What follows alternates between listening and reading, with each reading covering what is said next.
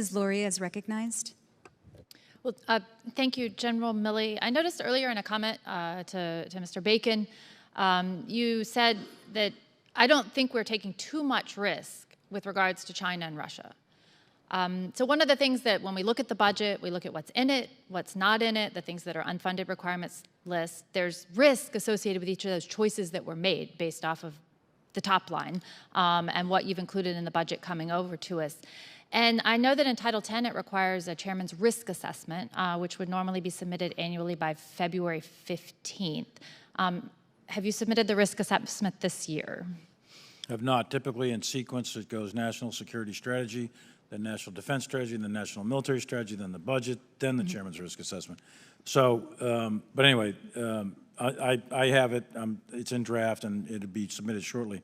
So talk risk for just a second. So the way we do that, the way I do it, and the way we have, as a department, have done it, well, the Joint Staff has done it, is take a look at the probability and the consequence of a specific event, and then measure it against the risk to force, risk to mission, evaluate against time and the cost to troops. How much? What are you going to lose in terms of bodies? So, can I jump in really quickly? So when was the last time the risk assessment was done? It was 2 years ago. Okay, right. So August of 2020. Asking also perhaps why it wasn't done last year, but I've reviewed the previous risk assessments and they don't really follow the format that you're stating, and also they don't really follow the format as required in Title X and include all of the elements in them that are necessary, which I think was written that way because that allows us to make decisions, perhaps adding additional resources to the defense budget. Sure. So go ahead, please. I'm sorry. Okay, I'll do better on rewriting it in accordance with the formats, but my point being is the substance of any risk assessment that we do is relative to that. So the probability, we're evaluating risk in this, for this budget, in this NDS, relative to China and Russia. And specific to China, when I said my comment to Mr. Bacon earlier about I don't think it's too much risk. I think that we've mitigated risk relative to China, and I think that the probability of armed conflict with China, the consequence would be high, but the probability is not high in the near term in terms of this particular budget.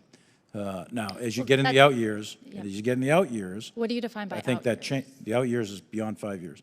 So beyond the that does not concur with what we've heard from Admiral Davidson and what Admiral Davidson said and Admiral Aquilino said was they said that the probability or the capability of China to attack Taiwan is going to be 2027. Capability, not probability. Okay. And that is exactly what President Xi charged his military to do. Okay. Well, I would say that myself and many others on this committee interpreted Admiral Aquilino and Davidson's statements differently, but as we're limited in time... They were interpreted differently, but what they said was the capability to attack Taiwan was to be developed by 2027.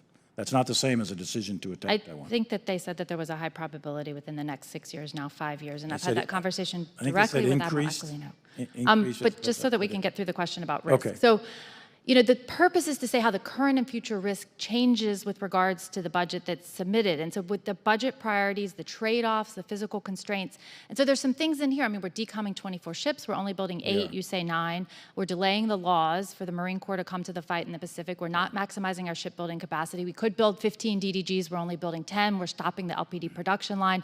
We're pushing out the LHA, the unfunded requirements list. Risk, like what are the things that can prevent an invasion of Taiwan?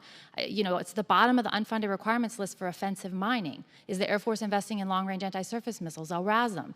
You know, these things that, in my mind, are priorities to accomplish our goals, or some of them not even funded or not funded sufficiently. So you've made decisions there to fund this, but put this on the unfunded requirements list, so there's a risk. So that is what I feel is not being communicated to the committee.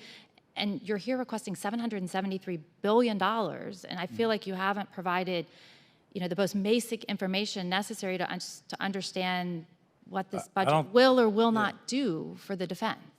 Well, there's 30 seconds left, so as quickly as I can. I don't think that decommissioning ships that are 30 years old that have no relevance to a fight against China, or limited relevance. Don't have time in 30 seconds to cover this topic, but I do think that I'm looking forward to reading about that in the risk assessment when it's submitted soon. So thank you, John. I don't think it's excessive risk.